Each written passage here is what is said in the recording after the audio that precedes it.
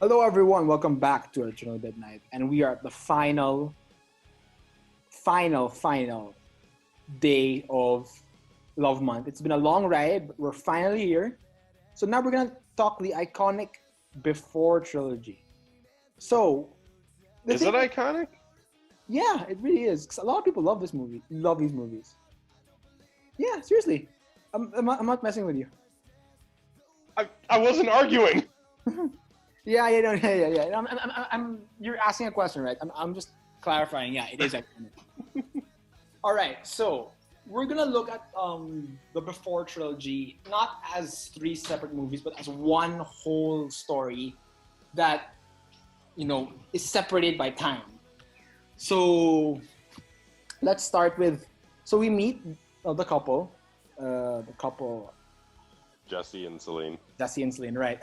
Played because I know them as Oof. Ethan Hawke and I was gonna say, ooh, I remember the main characters, and I watched the movies for the first time this week. yeah, I know Ethan Hawke. Cause I know him as Ethan Hawke and Julie Estelle. So it's not exactly lovers, but right, right. So Jesse and Celine. So they meet in Vienna and then they reunite in Paris and then they are married in Greece. So as a whole, Chad, did you like their story, like across time and space? I did. I liked the across time and space. Yeah, because really it is across time and space. So like they really are like. They didn't even leave Europe. Okay, that's true though. Okay, fine. But they went to different places in Europe. Very true. Very true. So Vienna, Paris, and Greece, like you said. what was the most interesting part of their story? Was it their beginning, their middle, or their end? Um, that is a loaded question because all three are completely different points of lives for both of them and completely different types. Like, part one is they meet, part two is they reconnect, part three is they solidify everything. Right.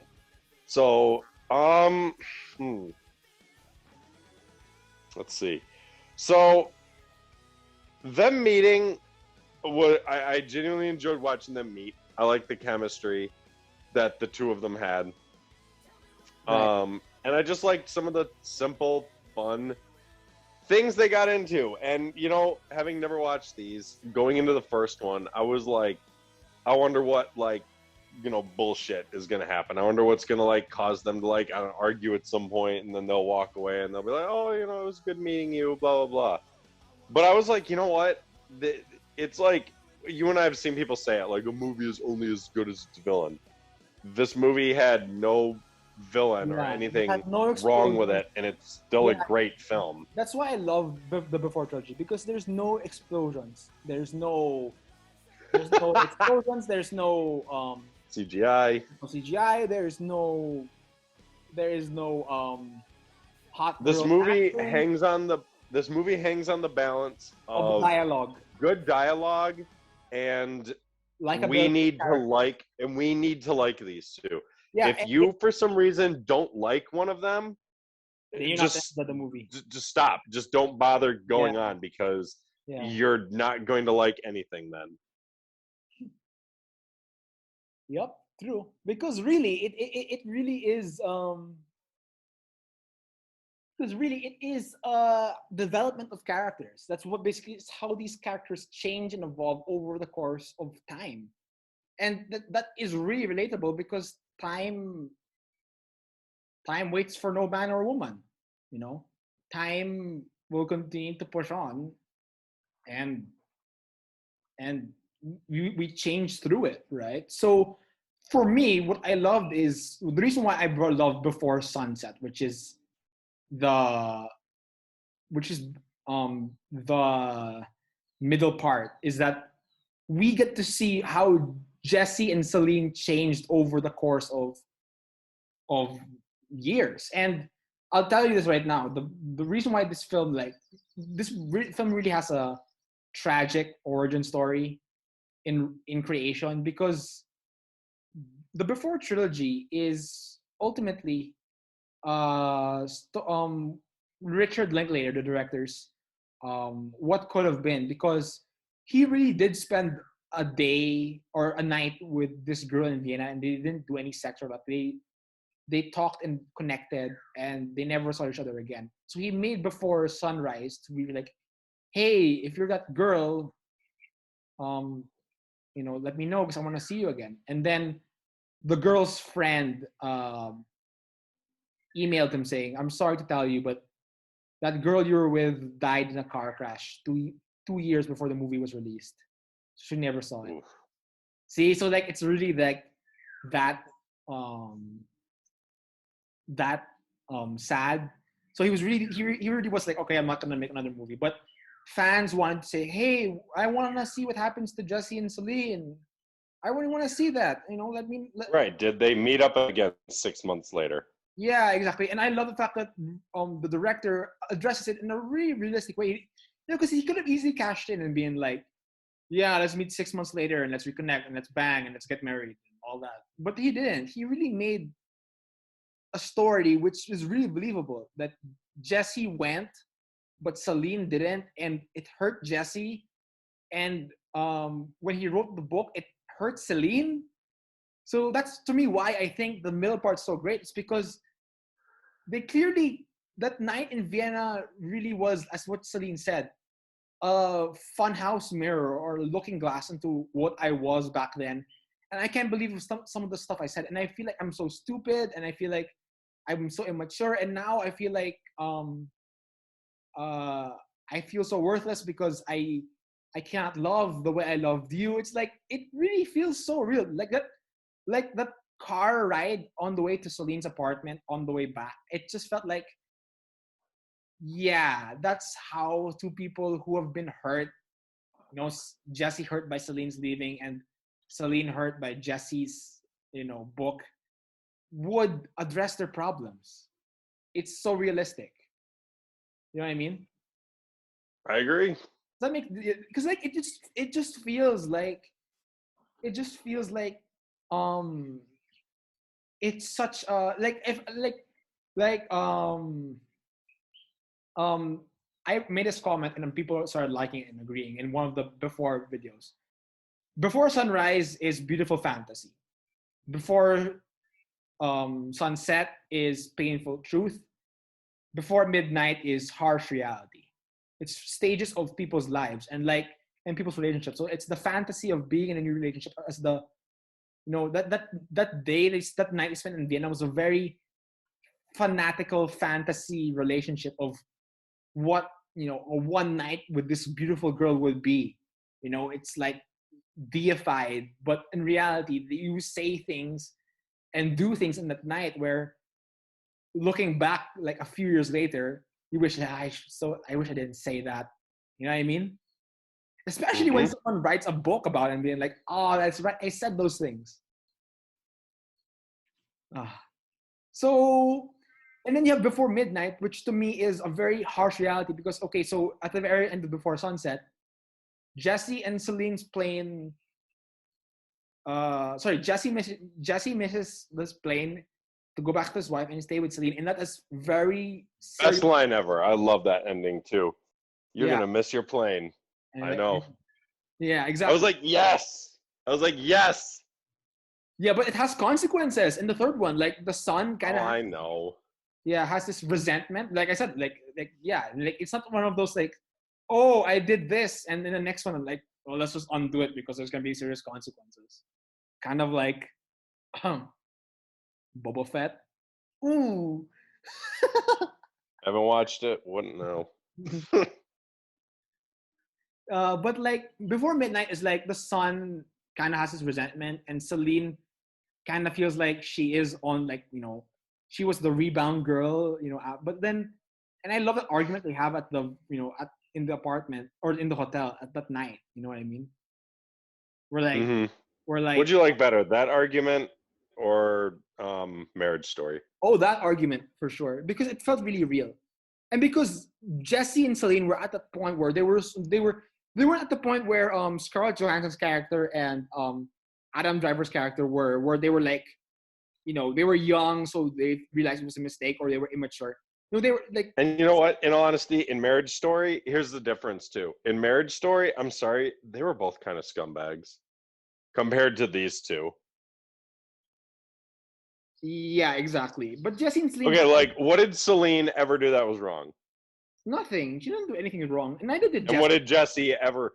And you know what? Jesse While leaving I his look at what wife. Jesse did, I could make an argument for why what he did was wrong. I could also make an argument for why what he did was right. I still wouldn't look at him as a bad person Yeah, exactly. Aside compared from to Jesse some of the actions that were made in Marriage Story. exactly. Aside from Jesse leaving his wife, I don't think. He openly admitted he wasn't happy with her, though. He Yeah, openly admitted exactly. he Exactly. said it. He's like, "There's no laughter in our household. There's no happiness. My only happiness is my son." Yeah, exactly. So aside from Jesse leaving his wife, which he had no happiness anyway, I don't think that Jesse's a bad person. I don't think Celine is either. They're both just people who are trying to find real love, and I think that's very relatable to a lot of people. So that's final. Like that, I love the final scene where um Jesse says to Celine, this is real life, this is it. And if you can't accept it, you're blind.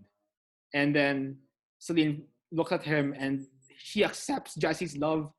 And they both accept that they're flawed and they still end up together because that's what real love is. I think, and that's the perfect way to cap off this month. We've had, in my opinion, we've had like months where like love is mystical with Your Name and Horns, or love can be hard like Gone Girl or Chasing Amy or La La Land, or super like super fanatical like Crazy Rich Asians. But deep down, when you get to the nitty gritty of it, in my opinion, before trilogy really encapsulates what love is in the sense of it's not all cherry and roses. There's gonna be complications. There's gonna be complications. Like I don't think Taki and Mitsuha from Your Name will have a happily ever after without complications. I'm sure they're gonna talk. I'm sure they're gonna have issues. In the same way, Nick and Amy Well, will have in the future. But like, that's because real relationships are supposed.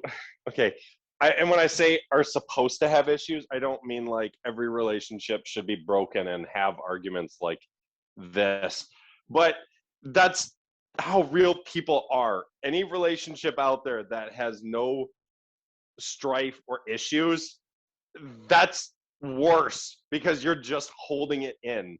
And one day, one of you is just going to erupt.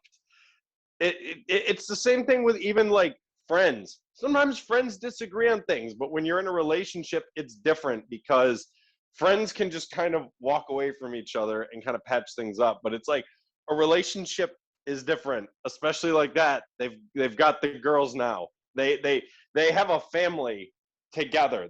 This isn't like before sunset where they can just walk away from each other. There's a lot more to them at this point, and it's like they kind of hit a barrier and they needed to work through it. And the fact that what I like is it's like he was mature enough to be like, I love you no matter what. I'm giving you everything. It's like, yes, he has loved her since he first laid eyes on her on the train. He has been in love with her since that day. And he proved it right here in the last minute of the movie. yeah, exactly. He always has been in love with her. Like it was like, and I feel like Celine's biggest problem has always been she was insecure.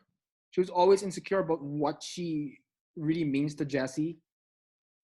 And Jesse's this big successful author, and Celine's the wife and all that. And Jesse's getting all the book names, and she's just the demure housewife. But at the very end of Before Midnight, Jesse says, "No, you are my everything, and we're gonna have problems for sure. We will. Yeah, he's like, But I don't we give a will shit. go. He's like, you But we could will make work through it nothing. because I love you. We will work through it because I love you. We will work through it. I promise you. Because I love you." That's what he basically says. And Celine accepts it. Celine accepting Jesse's love, even though she is insecure, completes her character arc. Yes, she's insecure, but she still loves Jesse. I mean, I'm not going to lie. I was nervous when she said she didn't love him anymore. I was like, please don't let this go south. please don't end it with them splitting up. Yeah, but they didn't. Exactly. They ended it exactly how I wanted them to. Exactly where it's like we've watched these characters from the mid 90s to the mid 2000s. It's like, yes, we want to see them together. And we did. And it's like I loved it because it's like and it's weird because it's like the last one felt the most like mainstream because it was like the first one, two strangers meet on a train. The next part two ex one night stand lovers found each other again. And the third one, family drama. Yeah. So And it's like it was the most mainstream of the three, but it still was not like a gigantic, overblown $100 million production. I mean, I think like all three of these movies, like all of them cost like less than 5 million a piece. yeah, Yeah, yeah, for sure. the budget for all three of them combined is 8.2 million. Wow. Let's see. So Before Sunrise cost 2.5 million.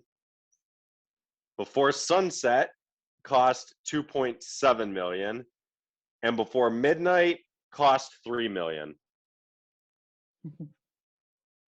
I mean, that's insane. Yeah, and guess what? On that budget, they still made one of the best one of the best romance stories of all time. Yeah, I agree because again, and it's like no CGI aging was needed either, and these weren't things that were like rushed out. These weren't like, oh, the movie comes out like a year later, but oh, look, in the movie universe, it's like 10 years later. No, it's like they actually aged with Waited, their yeah, they characters. actually waited, which is amazing. Yeah, they started out as two extremely young people, and we ended with, you know, people in their middle age. Yeah, And it's like, another thing I really like about and I these think one of my characters favorite scenes in the is, movie, just to really say something, is one of my favorite scenes in the movie. Um, just to really show how great the movie is that final scene of Before Sunrise, the very first one, where they both leave and the camera goes through all the places where they were hanging out and how peaceful everything is, but how empty it feels, because that's what love is. It will make places magical, but at the same time, it's hurting. It will hurt you, which is amazing. And they did it without any dialogue. With well, all they could have just simplicity. exchanged numbers or addresses. Uh, They yeah, could have. they address it. They even said it. Yeah, they address it in Before Sunset. Why didn't we exchange numbers back then? I know But they did. we were so stupid about love's philosophy. We should have done that. Amazing film, amazing film. I have no complaints. All three are good. How would you rank the three of them? I'd Because say, we usually end these like retrospectives with ranking everything, but I mean, I'm not gonna lie, I can't rank everything we've done this month yeah, because yeah. They're all too they're different. they're They're hard to compare. yeah, it's like how do I say like what's better? Like Gone Girl or Your Name, like completely right. different movies. It's like Yeah, no, they have aside from people in love, kind of. What do they have in common? exactly. Okay, so for me, I think the least my least favorite is Before Midnight, simply because, well, I'm not exactly a big fan of like, well, I love it, but I just feel like it's the weakest. Just personally, I just feel like it's the weakest. Then the middle is Before Sunrise. I love the two meeting up, and I love the whole one magical night in Vienna. It was amazing. And then Before Sunset as the best, because I just feel like that the whole in 80 minutes they addressed insecurity, um, past mistakes, past things that should have been said, everything in one go. Perfect. Nice. All right. So anything else, Chad, for you? How about you? How would you rank them? 1, 2, 3. Best to worst. 1, 2, 3. Uh, Right down the line. yeah, I Yeah, can. I just liked the simplicity of. I mean, as weird as it sounds, it's like it felt good watching a movie with like no drama, no dilemma, no villain, no real issues, just good conversation between two strangers getting to know each other. It was like a relief, like a breath of fresh air just watching that, you know? Yeah. Like we come off watching something like Gone Girl, murder, deception, lies, betrayal, every almost every problem on planet Earth. And then we get to something like this, and it's like, oh, it's like I love movies like Gone Girl, but it's like I watch this, it's just like it's relaxing almost Relaxing. to Yeah. watch Exactly. something like this. And Exactly. it's like, yeah, while Before Sunset was, or yeah, while Before Sunset was basically the same thing. Um, I just enjoyed the initial meeting first, and then, like I said, the third one, same thing. I don't have any problems with it. It's just it felt the most mainstream, and like I said, it had the issues which I don't have a problem with. It was just I kind of just enjoyed the I enjoyed them getting to know each other as opposed to them fighting, Right. because I know that's real. Like I get it. I'm not stupid. I know the world isn't, Snow White, Cinderella, Prince Charming, happily ever after, no fights, everyone's happy until they die. I know that's not life, but it's just I really liked these characters like being happy, and seeing them sad with each other like kind of made me sad, because it's like, Yeah. oh, I love these two. It's like I'm like with them. I didn't want to see them hurt by each other. And like he even looked like he was almost ready to give up right there at the end, when he like crumpled up the napkin and was like, "Forget it if you don't care." Because it's like right then, that was the moment where it's like she was the one who decided what happened. Like if she hadn't started playing along with the time machine game, that was it. Their relationship was finished. Yeah. Uh, so how how will we end this, Chad? What's next for March?